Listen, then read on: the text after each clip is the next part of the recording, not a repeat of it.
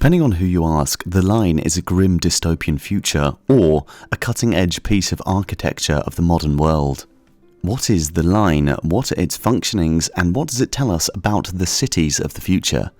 Today we're going to dive into the controversy of Saudi Arabia's megacity, the Line. Mohammed bin Salman, Crown Prince and Prime Minister of Saudi Arabia, announced in 2021 that he was going to build a sci-fi-like city called the Line. He called it the City of Million Residents. The Line is nothing but a small part of NEOM, an industrial powerhouse and a revolution in urban living, spanning across 26,000 kilometers of desert. With no cars, no streets and no carbon emissions, the Line is a futuristic eco-city.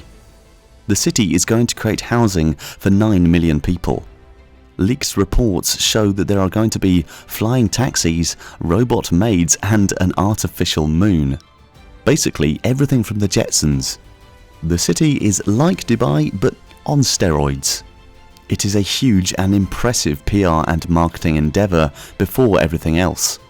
They do not want to be impressive but rather want to be awesome in the literal sense.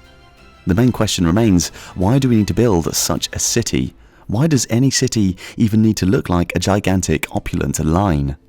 The NEOM is a country within a country since it is so self-sufficient. The residents will not be called Saudis but rather they will be referred to as Neomians. It is no secret Saudi Arabia is trying to rebuild itself in the world economy, trying to copy the UAE as a post-oil economy, including the sky-high mega-projects. By the end of the decade, Saudi Arabia will look hugely different. It is part of their Vision 2030 plan. It will not be reliant on oil anymore and it's expanding its options through real estate. It wasn't until July 2022 that we got to see what a linear city could look like, and it is unlike anything anyone has ever seen before. The city would be sandwiched between two structures that would rise 500 kilometers and go on for 170 kilometers in the desert. This would easily make them the largest buildings ever constructed. The buildings would be entirely covered in mirrors to reflect light and minimize their impact on the surrounding environment. There will be a high-speed rail line connecting residents end-to-end in 20 minutes, eliminating the need for cars or roads. Homes, schools, public parks, offices will all be layered on top of each other, meaning everything will be within a 5-minute walking distance, while parks and nature will be accessible anywhere in the city within a 2-minute walk. The whole thing takes the concept of the 15-minute city and explodes it. According to NEOM, the entire city will be powered by renewable energy, and its minimal physical footprint will ensure that 95% of its land will be preserved as it is. A far cry from the urban sprawl of modern cities that have now reached the size of small nations. Crown Prince Mohammed bin Salman said, "At the Line's launch last year, we committed to a civilizational revolution that puts humans first, based on the radical change in urban planning.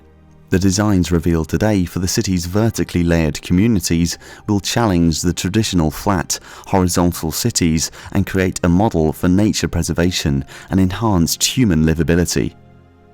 They also have two regions close to the city. First, there is Trojena. Trojena will be an all-year mountain destination. According to the website, Trojena will be an iconic world-class destination, blending natural and developing landscapes and offering unique human-centric experiences for visitors. The destination will hold 6 distinctive development districts centered around tailored experiences that blend real with virtual architectural and engineering innovations, all to create a destination like no other on Earth. In the different seasons of the year, they will host a variety of different activities including yoga, retreats, skiing, winter fashion week, mountain biking, hiking, music festivals, and more. Secondly, the Octagon. The Octagon, aside from its futuristic stock video-looking trailer, will be a hub for technologies and factories that's built right on the coast.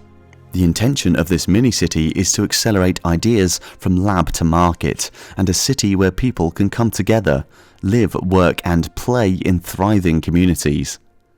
They hope to have a population of 90,000 and 70,000 employed by 2030. Interestingly though, little is known about the city outside of the marketing trailers and the glossy renderings. We do know the initial earthwork began in October 2021 and first residents can start moving in from 2030. But aside from that, this project is mostly defined by its questions. Also, there are many of them. Can you even build something like this? Can you have a city without cars, streets, or roads? What if everything was in an immediate 5-minute walk? Could we live in a hyperplanned space that did not interrupt nature? Is a giant mirror in the middle of the Arabian desert a good idea? And how would the city evolve over time? While the line may not appear exactly as it does now in its renderings, it is possible we could see a scaled back version of it in the future. Strangely enough, there are many concepts displayed here that are not entirely new. For instance, a linear city has been dreamed up before, but not as a utopia, instead as a warning. Now let's take a look at why the line may fail on paper. The NEOM website makes the line project sound amazing, which is precisely why it's going to fail. In an interview with Businessweek, Vivian Niran talked about the line project, saying the prince had hired Hollywood designers and encouraged them to adopt a cyberpunk aesthetic to the city. Sounds more dystopian than futuristic. With mirrored walls that gleam like its surroundings, it would not be surprising to find hundreds of migratory bird species lying unconscious or dead at the base of its mirrored walls daily due to them accidentally flying into the walls. Also, where are they going to find the population of New York to fill this area in less than half a decade? Lest it becomes the ghost line of Saudi Arabia. On top of all these issues, they are very contradictory when it comes to going environment friendly. This project is accused of greenwashing, which is essentially making grand promises out of the environment to distract from reality. A week before the COP26 climate change negotiations, Mohammed launched the Saudi Green Initiative, announcing a target of achieving net zero emissions by 2026. This was essentially seen as a major step forward in the climate community, but it did not stand up to scrutiny, says Dr. Johanna, an expert in the international climate change negotiations from the University of Cambridge. She points out that in order to limit warming to 1.5 Celsius, global oil production needs to roughly fall by 5% a year between now and 2030. Yet Saudi Arabia promised to increase oil production just weeks after making headline pledges for 2022's COP26 climate conference. The energy minister reportedly said the Saudis won't stop pumping. We are still going to be the last man standing, and every molecule of hydrocarbon will come out. Do you think the line is destined to fail as a city of the future when it's so mired in its past? To be fair to the line, these kinds of cities might hold the key to the future. NEOM isn't the only smart city in town. Japan has introduced the Woven City that is to be built near Fujiyama. There's also New Alaman, a smart city that is being built near Cairo in Egypt. Obviously, these projects are not perfect, and they have received their own share of criticism. Perhaps rethinking the future to embed such self-sustaining, eco-friendly cities is worth it. Current metropolises do not work for everyone, and there are so many homeless people walking around in them.